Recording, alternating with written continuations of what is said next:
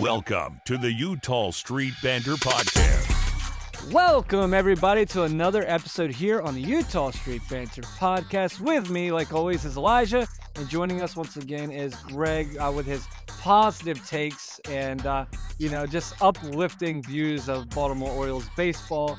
But thank you guys for joining us. Elijah, how have you been doing? You been doing all right? Oh, yeah, been doing good. Just getting ready. It's final season here up at Susquehanna, so, getting all geared up. This will be, I know you don't really see too much in my setup, but this is the last time I'm ever going to be in this campus until like 9-10 months from now. So got a good while. That's crazy. How about you, Greg? Are you up at campus too? Yeah. We're just getting through the high school baseball season. Yeah, I bet. It's probably a busy time for both of you, really. So, I know everybody is just so excited to dive into some Baltimore Orioles baseball. Yeah, but let's get around the league first with Elijah with some non-Orioles news. Yeah, you know what wasn't really a hit? The White Sox City Connect jerseys. Yeah. I saw some people. They're more like a dunk. Do you get it? It's because they look like the Bulls jersey. Yes, I'm not a huge fan of them. I don't know.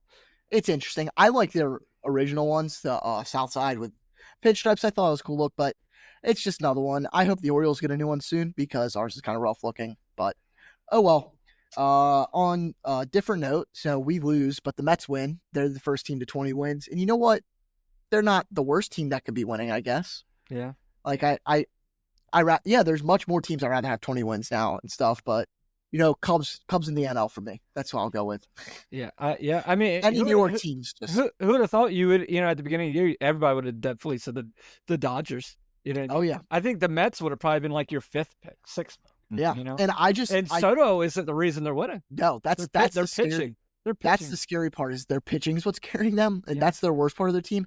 If Soto, people keep on saying that's Yankees fans are just like upset and salty, just like they always are, because Soto didn't choose them, and they were like, wait, we weren't the number one pick, and they've been doing this for months now, and he's not to his full form yet. Yeah. But he has 10 years left on this contract. He's going to be good. Yeah. Or not 10 years, 14 years, whatever it is. 14, yeah. But speaking of the Dodgers, they have some pitching struggles. They're kind of on the same boat as us, not quite to the same level, but a lot of injuries. Tyler Glasnow is now headed to the IL. Blake Snell is on the IL as well. They're the same boat as us, like an all-star pitching staff on their injured list. So it's definitely interesting. I don't know if I'd compare the names quite to it, but... Greg, why are you guys laughing so much? No, Greg is definitely he doesn't agree that we have the same type of all-star. No, I'm not saying no. I'm not saying it's the same type. I'm just saying we have a very good pitching staff on it. I'm not going to compare our pitching staff to Kershaw, Glasnow, Snell, all them. They have a World Series they have World Series contending rotation on their IL. We have a wild card contending rotation on our IL. Yeah. Okay, I'll take it. Is that okay, Greg? Yeah. Close. Yeah, we'll take that. I think it would almost be if you took Bradish off of the IL and Grayson, the rest would be our AAA. The Dodgers AAA and Eflin. You're right. Yeah, that's 3 of a 5-man rotation. Okay. Yeah, but I don't know if Eflin. I agree. And then speaking of our injured list, we had a lot of players get hurt this week. I think some players just like, you know what, we'll just call it quits on the season. I'm just going to be hurt. But Gary Sanchez, Jordan Westburg, Tyler O'Neill, they're all on the IL. So that means Dylan Carlson, Maverick Hanley, and Emmanuel Rivera, they are back. Hanley Mavis is making his MLB debut. And, that's really it. Because Rivera, I don't know why. I was surprised that we re-signed him, but he did go with us last year, so it's not terrible. Dylan Carlson is going to be okay. Yeah. But I have some interesting trivia. So there's one thing that happened this week that I didn't bring up. And I don't know if you guys saw, it's Eugenio Suarez hit 4 home runs in a game. And impressingly, the Diamondbacks still lost this game. So do either of you know when the last time, there's 2 that happened in the same year, so I'll let you say either one of those. When was the last time someone hit 4 home runs in a season, in a game? It was Josh Hamilton. No. He is the Orioles, I thought. Three times. He was the 3rd most recent person. Okay, I'm sorry. Who's benched that? Really? One of which you wanted the Orioles to sign. The other of which is a stat that I always will know and forever will know. That would have been my answer if you had asked me. And I have an interesting stat that goes along with So am I trying to guess when it happened or who it Just the did? players. The players. They both happened in 2017. I'll give you. Nelson Cruz. No. Okay. Uh, I'm just gonna go ahead and say it because I feel like No you guys. idea. So JD Martinez did it in 2017 with the D-backs, Would not have guessed that. and the second most recent one, which is the one I will always remember, is Scooter Gennett with the Reds. Wouldn't have guessed Yes. Yeah. Scooter Gennett, that was a big one. This is an interesting stat. So he ended the night that game. He ended that game with 42 career home runs. So that means he hit 9.5% of his career home runs in that one game. that. Wow, that's crazy. And then Josh Hamilton did it in 2012. Can you guess the last time, just the year, the last time that someone hit 4 home runs a game, their team still lost? It sounds like such an Orioles move. 1997. I just guessed the year. 1986. Oh, it was close. It was Bob Really? Horner of the Braves. The Expos beat them 11-8 that day. Wow. But, That's That's crazy. all my stuff. Now we can get to the I have a Brewers. trivia. Oh. Whoa. Here we go. Which team has the 4th worst record in the major leagues? The Baltimore Orioles. Yes. Wow. Yeah. They have the 2nd worst record in the American League. Thank God the White Sox are there. It's- Don't worry. I know we can be bad, but I don't know if we could possibly be as bad as the Rockets. I will. That's what I was going to say. You're not a Rockies. I think at worst we could only be 29. Yeah. Yeah. Make magic happen with Emily at Blue Crab Travel, your Disney vacation expert. Ready to experience the wonder of Disney? Let her help you plan the ultimate Disney getaway. Whether you're heading to Disneyland, Walt Disney World, or a Disney cruise, she has you covered. Emily can take care of custom Disney itineraries, tailored to your family's needs and preferences. She also can help find you exclusive discounts on Disney hotels, tickets, and packages. Imagine a stress-free vacation with hassle-free booking for accommodations, dining reservations, and fast passes. From character meet and greets to thrilling rides, Emily will make sure every moment is unforgettable. Email Emily Jones today at emilyjones@bluecrabtravel.com to start planning your dream Disney vacation. But if we want to get to some fun and exciting news, Let's just beat through this part. get to the Orioles past week of box scores. Oh. This is going to be the fastest one I've ever done. So let's get started. On Tuesday, April 27th, the Orioles play the Nats. They lose to the Nats 7-0. Dean Kramer starts this game. He goes 5.1 innings. That means 5 innings and only 1 out. Gives up 5 runs. Orioles have 1 whole hit. Wednesday, on the 28th, the Orioles play the Nats again. The Orioles lose to the Nats again, 4-3. Sagano pitches. He does well. He does do well. He goes 7 innings, gives up 3 runs. 7 innings like a unicorn to this pitching staff. So great job. Well, I will say though, I just want to mention one thing because I'm a big fan of this guy on the Nats, James Wood, against the Orioles. He crushed a ball of Sugano in the first inning. Yeah, Crushed it. Sugano did good for the rest of the game though, but he left it like almost middle, and Right. it was just I'm nitpicking on our best pitcher. I don't know why I'm doing that. Yeah. Soto gets tagged with the loss, giving up a run in the bottom of the 8th. Thursday, the Orioles played the Nats again, and this is gonna be crazy, guys. The Orioles win. The Orioles win 2-1. Kate Povich pitches his best game in his career, in my opinion. Goes 6 2/3, gives up 1 earned. Cano, Soto, and Batista come in and shut it down. Batista gets the save. Friday, God gives us grace and let us have a rain out day. Thank you, God. So there was no game, no loss. Saturday, the Orioles lose 4-3 to the Tigers. Rookie Brandon Young makes his second start. He goes 4 2/3, gives up 3 earned. O'Hearn and Urias hit home runs because apparently they're the only ones that can hit. O'Hearn especially. Sunday, the Orioles lose again to the Tigers, 0-7 or 7-0. Sorry. Kramer goes 5 2/3, gives up 5 earned, about average for Dean Kramer. So whatever. We don't score, so it doesn't matter if you give up 1 run. Monday, this is crazy, but the Orioles beat the Yankees 4-3 behind Sugano, who goes 5 innings, 0 earned runs, 8 strikeouts, career high for him. The the guy, I mean, O'Hearn hits a 3-run home run, which is pretty much the reason why the runs came through. That and then a terrible play by the center fielder for the Yankees. But the reason I think the Orioles win this game is Mullins robs Paul Goldschmidt of a 2-run home run in the 5th, and makes it look absolutely simple. I mean, just like it was nothing. So that's what he does. But don't worry. He just drove his price up by another like $500,000 there. Yeah. And that's like $4 million is what we're willing to pay. Yeah. So the Orioles over those past 6 games go 2-4. They scored 12 runs. The opponent scored 26.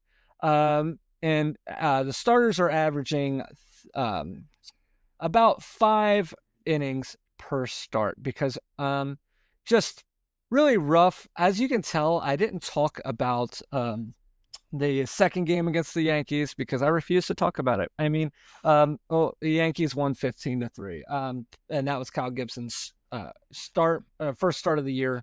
The good news is no matter how bad you lose, we've learned that it's only 1 loss. So luckily 15-3 doesn't count as 3 losses, which is good, right? I mean, so really if you're going to lose, you might as well lose. And hey, I guess in that game, if you want to talk about something good, Gunnar Henderson hits it. And you look at it too, we gave up back-to-back home runs to start off the year. That wasn't the first time the Yankees done it this year. Maybe that's going to be their thing. And other good news is they didn't just keep hitting home runs and never getting out. You know what I mean? So the Orioles really came in. Orioles came in and shut them down. They came in and shut it down. I mean, if you think about it, the pace that they were on when they had 3 runs and 0 outs, 15 doesn't look so bad. Yeah, it was funny. I was talking to somebody today, and they were like, Kyle Gibson was 8-8 with the Cardinals last year, and so he's not that great. And I looked at him like 8-8 sounds amazing right now for Orioles pitching.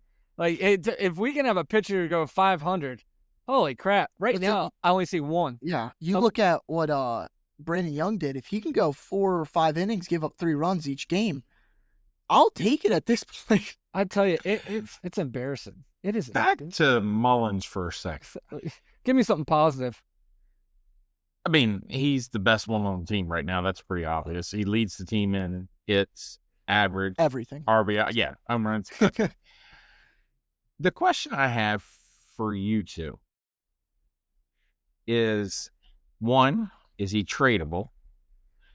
2, with the logjam that they have as far as depth at center field, the Orioles aren't signing him long term. Yeah. No. And I really don't know if he's worth the sign long term, to be honest with you, because he's having this year right now. But what has he had the last, say, 3 years? I mean, it's been up and down, up and down, up and down. At what point is he tradable? Yeah. I think he's tradable at literally now. I don't think they trade him this early, but if we continue on the pace we are, he's not with us in September. Yeah. And I definitely don't see us signing him. I think at most he could get a 1-year deal for us because we have 400 outfielders in the minors. Mm-hmm. And we have Enrique Bradfield Jr., which is what before the year, when I thought we were going to be good this year, I said that he was probably going to be gone after this season because we have his successor in Bradfield. But he's the only good person on our team, so I don't even know where that leaves us. But I think he's going to go sign like a 3-year deal. Yeah. It's not going to be anywhere near.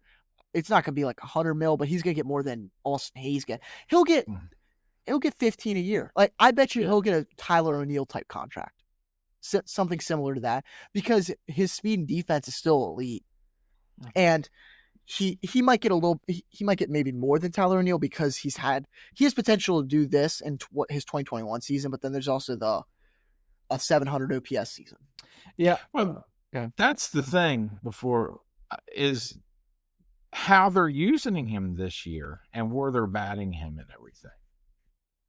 He's back to the Mullins of being a leadoff hitter. Yes. And being that type of player. My question, again, where was this for 3 years?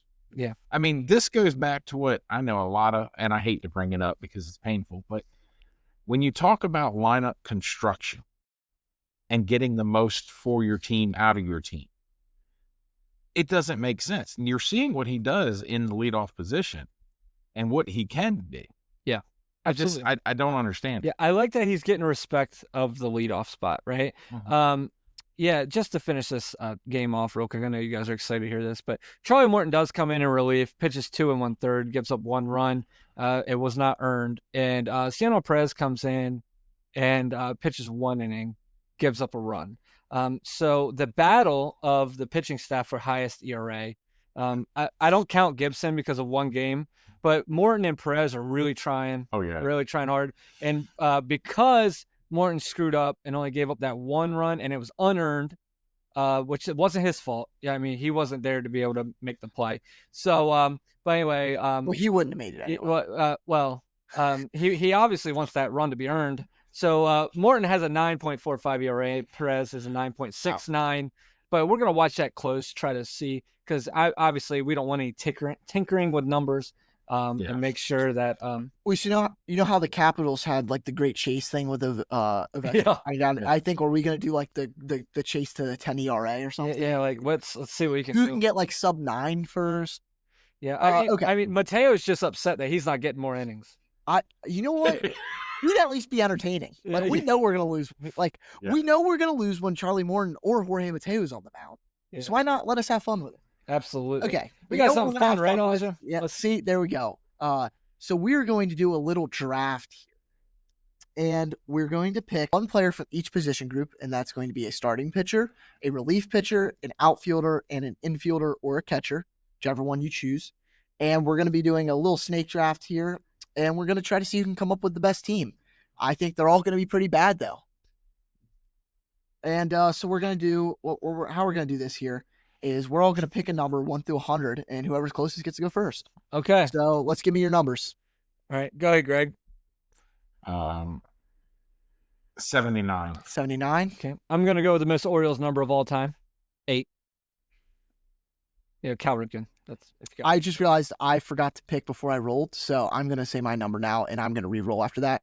If you did 8, I'll do 50, just right in the middle. Holy cow, it was 48. Look at Of course. Shocker. Huh, shocker. That's crazy. Okay, That's crazy. so 48. Weird how that worked out. So I get to pick where I want to draft. Oh, I bet Greg you can did. pick. I am picking first. Shocker. Wow. Okay, Greg, would you like to go second or third? I'll go second. That's okay. And then Cody is bringing up the rear. We are doing a snake draft, so Cody will get 2 picks in a row. And for my first pick, I'm going to just where there's so much wealth of talent, I'm going to go starting pitcher, and I'm getting Tomoyuki Sagano. Okay. Because he is the only good starting pitcher. Okay. I think it's pretty well said that he's the only good one, so I'll just start it off there. So you did say 1 infielder / catcher, 1 outfielder, 1 starting pitcher, 1 relief. Yes, so I cannot draft another starting pitcher. Right. But now you guys don't have to worry about me taking another pitcher. So like if Greg were to pick a pitcher, Cody could wait till the 4th round to get his pitcher. I hope Morton saw it there. I'm gonna take Mullins from the outfit group. That makes sense. Yeah. All right. Okay. I'm obviously taking Henderson from the infield group. Obviously, you say. He's been struggling. I mean, he had a home run today. I mean, a tight game. Look, I know how my draft's going, so you don't have to. You aren't going to pick my next guy. Okay. You got your wraparound pick, Cody. I got my wraparound. Round 2. Oh my God. I'll take Bautista. Bautista. Okay, so Cody has coming into round 2 against Greg, we got Cody with Gunnar Henderson and Felix Bautista. So he just needs his outfielder and a starting pitcher. Greg's got Cedric Dwellins, and then I have Tomoyuki Sagano. I'm gonna take Ryan O'Hearn. O'Hearn, that's a good pick. Good pick. See, your infielder or your outfielder? Not a good. He's my infielder. Infielder. Okay. That's so sad. God, it's so sad. So, if you think that's sad, just wait till you see this round I'm about to have. So, since you both have taken your infielder, I'm going to hold on my infield. So, we're going to take Brian Baker as my relief pitcher. He still has like a 1 ERA. He's our second best reliever, in my opinion, because Bautista's been very good as of late. And then I'm going to take an outfielder. I don't like this. There's not much left now. I guess I did say, we didn't preface this at the start, but I did say that they have to be they just had to play a game. So I guess they could be injured, right? Yeah, you're gonna pick him. Go ahead. I'm gonna go. I think I'm gonna go Tyler O'Neill. All right. I'm not gonna go Cowser because Cowser didn't do good and he only played a few games. I'll go O'Neill. O'Neill produced. Yeah, because O'Neill, he's like an all-star, right? He's just crushing the ball. Yeah, right. You know what? He's doing better than the rest. I'm kidding. So that would leave my turn. I think I'm going to take Eflin. Eflin. Oh, that's a good one. It's a good one. That is a good one. So they had to play this year. Yes, this season. Yeah. You can't. Cody's not taking. Cody's taking 2014 Chris Tillman. Exactly. No, absolutely not. I'm like Mike Messina. Yeah. Jim Palmer. Yeah. Okay. I need an outfielder and a starting pitcher. Yes. Can I just go? I'm just gonna go. You know how in baseball, when somebody gets hurt, you just get an out every time. I just Take him out. Take him out. I guess I'll go Cowser as my outfielder, Okay. and I'm gonna go pitcher. It has to be a starting pitcher. Does. I don't really like any of them. That's why I picked mine first. Oh my gosh, man, this is gross. But I guess I'll say Kate Povich. Povich. Yeah, because he did have a good game last game. He's had a few good games. No, He's got a few bad games. Yeah, no. More bad games than good games. But yeah, I actually feel pretty comfortable with my lineup. I do. Okay, well, we'll go over it after me and Greg wrap up. I appreciate you. Yeah. I'm going to take Cano. Cano? That's my really good. That's good. That's a good one. And then I'm going to round out my infield with Ramon Arias. Can you believe, like last year at this time, if we went back to right now, right, of last year, and said, hey, a year from now, you're going to thank God Ramon Arias is still on your team because we wanted to release him. You know what I mean? I mean, how crazy. Well, we were sitting here in spring training. How is he going to fit on this team? Yeah. Well, I do have to give it to Brandon Hyde for one thing. He's figured out a way to get Westberg. I know Westberg is hurt. Now, before he got hurt, he started, I think, three or four games he was starting to hit the ball again. But, putting Westberg at DH and getting rest on the field, I mean, now you're starting to think. Yeah. So I will say I was just quickly looking at the Orioles baseball reference page, and Cody, he has the only team that doesn't have a single player in the top 12 players on the Orioles in WAR.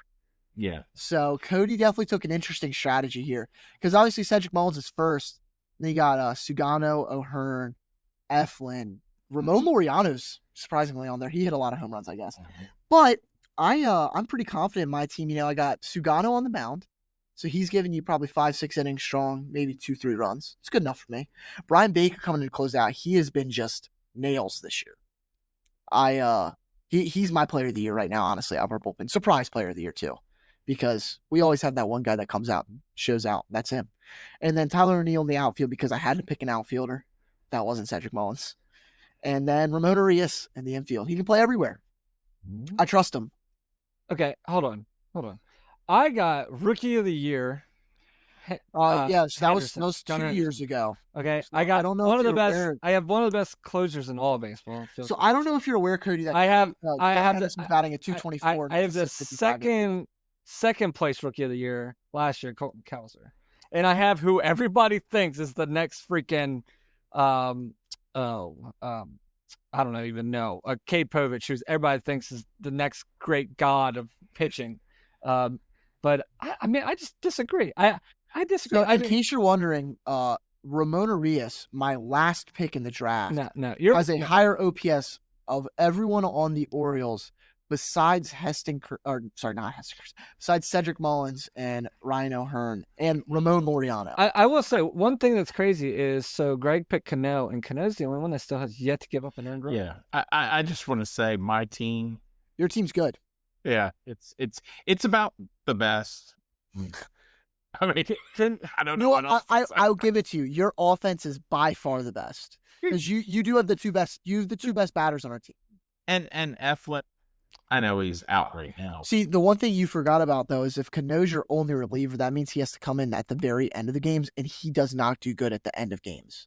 It has to be like 7th or 8th inning. Or he's bad. See, if you would have made this draft, you picked the worst. That would have been interesting. Shit. Charlie Morton, you bet would have been the first overall pick. Maybe we'll do that next week. Maybe we'll come out here and do the worst. It's just crazy to me because it's so different than what we would have picked 1 month ago. Yeah. Like not 3 months ago, not 4 months ago. Like literally 1 month ago is how fast our whole expectations have changed. And because like my biggest thing is it's not like the Orioles. They've been so bad. It's not just we've lost. It's how we've lost. And that's what's gross about the whole thing is just it's not even competitive. The team doesn't look competitive. Like you look at him play, it's just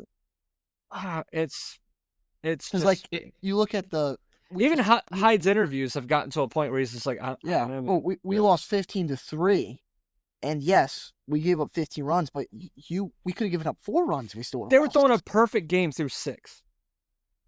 Well, you have to look back though and say, "Oh, we gave up 15. That's not our worst game of the year." Oh, yeah, isn't that crazy? The truth is, where's the consistency with anything, whether it's offense, defense, or pitching? For the pitching, you can have losing Eflin, that guy that you knew was going to go out, and the Japanese pitcher has been pretty solid, but losing Eflin, a guy who was going to go out, keep you in the game, 2-3 runs, you had a shot. Now they're scrambling and bullpen wise, actually the bullpen hasn't been that bad. Right.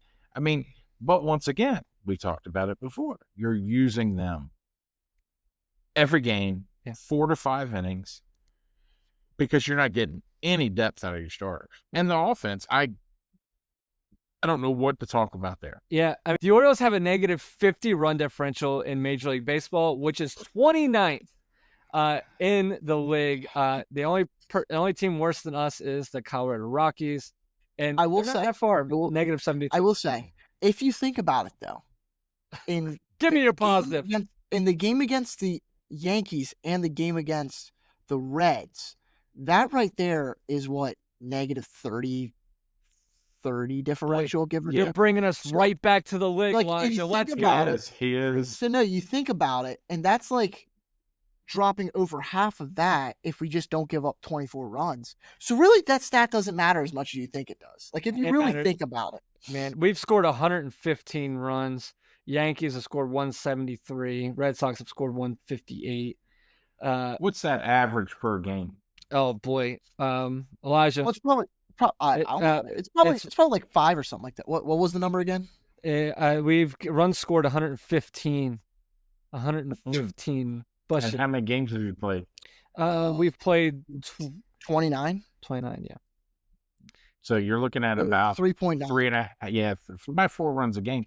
Well, it looks good because we'll score 0 runs, then 1 run, then 10, then 0, then 1, then none, then 10, then yeah.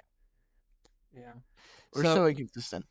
Yeah, so that's it's just a little sad how hard it was for us to make this team that we made.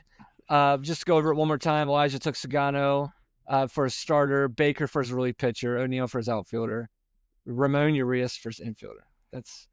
Anyway, Greg took Mullins for his outfielder, which is consistent. Mullins is our best. O'Hearn, which is embarrassing because he is our best infielder. That's not embarrassing. It's embarrassing. He is not supposed to. No, okay, hold on. I'm not saying it's a bad pick. That's not what I'm saying. What I'm saying is he is not supposed to be. He is not supposed to be our best player. Cody, if you went and looked at his stats, you're right, Elijah. He is supposed to be our next guy that we signed $200 million to. If you went and looked at his stats and compared to last year, the only person on the Orioles team last year that would have been better is Gunnar Henderson. He was 5th in MVP voting. Yeah, our backup first baseman is fixed. We need to. You hate on Ryan. We need to have a bobblehead night. We're gonna put him shaking hands with the owner. And you have, Speaking around here, did you hear the hot mic that he was called on the other day? That was bad. That was bad. What I can't. So we cannot. Real bad. And it's not just cuss word bad. It's bad. Really? And It's cuss word and the phrase bad. it's like, hey, y'all, you Well, can. You can. to say one thing about Ryan O'Hearn, and I get what Cody's saying, because in any other year, I'm not picking Ryan O'Hearn. Yeah. You have a wealth of talent. The problem being, the one thing O'Hearn is giving you is consistency. Absolutely. Yeah. I agree. And Cody knows this. I hate on Ryan O'Hearn, not because of the player necessarily. It's because I think there are better players on the team. And I never could understand why he was here, there, and everywhere. But you're starting to see one thing. He's giving you consistency in his at-bats every time. Yep. Yeah. I agree. And what's crazy is when you look at our lineups here, is there's no Westberg, there's no Holiday, and it's just Grayson Rodriguez, no Grayson, people that we expected to be here this year and make this team productive. That's what's crazy to me. Sorry. Well, even Elijah picking Tyler O'Neill, you think about it. You picked that out of necessity, because you didn't have much to pick from. O'Neill right now, except for a couple of games, has been a total flop. Yeah. He was consistent for like the first week of the season. Exactly. And then, I mean, that's a bad thing. No, and I do just want to say, I know you guys are talking about how they aren't supposed to be the best hitters, but even if Gunnar Henderson was playing at the level that he did last year, he still had worse statistical stats there. That's you kids at home. You use that phrase. He had worse stats than both Cedric Mullins and Ryan O'Hearn have had this year. So I understand what you're saying, but just because everyone else is bad, don't discredit our good players. Yeah. I think if O'Hearn is on 20 other teams, he's not the starting first baseman. No, he's the starting right fielder. No, he's not. I'm not saying he's a bad player. I am saying that there is room for him to be a DH, first base, or right fielder on at least all but probably 8 teams. He is a starter on most teams. I mean, he's hitting 290. He does give you production. I totally agree with you, Cody, because you know how I feel about O'Hearn. I think the problem you've got is he's one of the most. I mean, I don't know what's happened to Mountcastle. Yeah, I mean, he was early on. He was hitting, but O'Hearn is a consistent put the ball in play at bat right now. Yeah. I mean, thank God for him, because without him, we don't win the first game in the Yankees series. So to put it in perspective, Ryan O'Hearn, his OPS is 1 point lower than Shohei Ohtani's.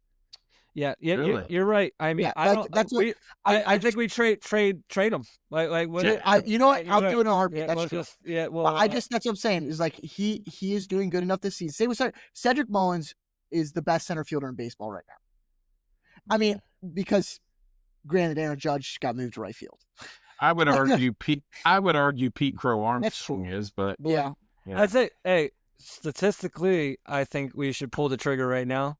We'll take PCA and Kyle Tundren and straight up. We'll give you, you know what, Cubbies, we'll give you Mullins and O'Hearn, and we'll take Tucker, and because that makes you the best team in the Major League Baseball. Well, think about this. If you look at what the Cubs actually gave up for Tucker, I know he's a 1-year thing, but Cam Smith, okay, he's a starter for him. He's a rookie. But what the Cubs actually gave up, the Orioles could have beat that any day of the week with what. Well, especially when you think about it, most of the prospects they got and the players they got was from the Christopher Morel trade. So Yes. Really, when you look at it, they basically gave up Cam Smith and Christopher Morel for Kyle Tucker. Yeah, I think what's crazy though, guys, like I agree, but no way did we think a month ago that we needed more outfield depth. You know what I mean? Like I mean, we went and got one of the top hitters against lefties in Tyler O'Neill, who crushed lefties. We had Hesson Kjerstad, who's been okay. Yeah. and then Mullins, obviously. And then we had Kelsner, and we're like, where are we going to go? Then we have Laureano, who did really good against lefties. And Laureano hasn't been bad. Like, I mean, but it's just some of our righties have really struggled a little bit. It's just, I've been thinking this, but it's hard to stay positive. Can we do the opposite of what we did last year? Can we get healthy and get back to competitive baseball, or can we kind of be like the Astros of last season, who started out rough and they worked their way all the way back? And I don't think our division is anywhere at a point where people are capable of running away like dominant. I don't think the American League as a whole has potential. Like, it is very still possible that if we can turn around or our pitching turns around, we could make a run here. Yeah. And if our offense clicks like it's supposed to, if our pitching comes around, our bullpen, they should keep doing what they're doing other than CNL Perez, honestly. Yeah, bullpen's been the bright spot. But so until next time, but we'll see. Hopefully we have more. Hopefully we have some positive news. Look, for me and Cody, the one thing we got to remember is the Capitals are doing good in the playoffs. Swear to God, something that I can't deal with this. To get on board. The NHL playoffs right now are on fire. Yeah. I mean, it's fun to watch. If you were a Rockies, Orioles, Marlins, White Sox, and any other bad team baseball fan, go just find somewhere to watch. Yeah. It's fun. But so hopefully we have any type of positive news to come out of, and we'll see. Like I said, we'll be hopefully on next Tuesday or Wednesday, let's see. We got, I'm trying to just see who we got next week. We go into May. Holy crap. We got the Royals this weekend. We got the Twins starting next week. So winnable games. Said that last week. Yeah. So we'll see. Here we go, guys. Buckle up. So, like I said, until next time, we hope that you have a great rest of your week. And go O's. See you guys. Yeah. See ya. See you guys.